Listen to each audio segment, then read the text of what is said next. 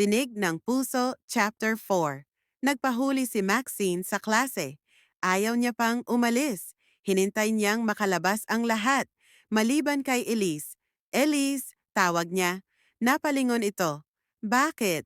Lumapit si Maxine, kinuha ang phone niya at ipinakita ang wallpaper. Isang candid shot ni Elise habang nagbabasa sa library. Malabo, maliit, pero malinaw kung sinong pinagmamasdan. Ba't mo? Hindi ko rin alam, sagot ni Maxine. Pero lagi kitang iniisip. Minsan iniinis kita kasi yun lang ang paraan para mapansin mo ako. Tahimik si Elise. Nagkatinginan sila. Matagal, mabagal, puno ng tanong. Pero walang sagot na lumabas sa kanyang bibig. Lumakad siya paalis. Iniwan si Maxine sa gitna ng sariling pag-amin. Ilang araw ang lumipas. Hindi siya pinapansin ni Elise. Hindi tumitingin, hindi sumasagot. Tila bumalik ang dating distansya, mas malamig pa ngayon.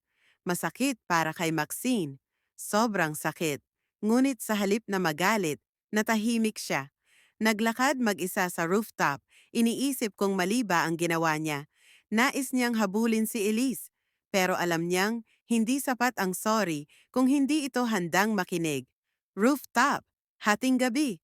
Nagpadala si Maxine ng sulat kay Elise. Sinabing maghintay siya roon kung handa na siyang pakinggan ang puso niya.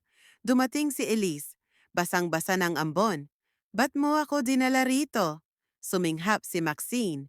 Dahil ayokong itago pa to. Hinila niya ang bag. Inilabas ang kahon ng mga maliit na bagay. Retaso ng papel na isinulat ni Elise.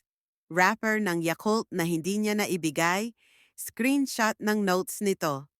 Obsessed na ba to? Baka oo. Pero alam kong mahal kita. Hindi ko man maintindihan ang simula, pero malinaw sa akin ang nararamdaman ko ngayon. Tahimik si Elise. Pagkatapos ng ilang minuto, binigkas nito ang mga salitang ayaw ni Maxine kalimutan. Takot akong masaktan, pero mas takot akong mawala ka.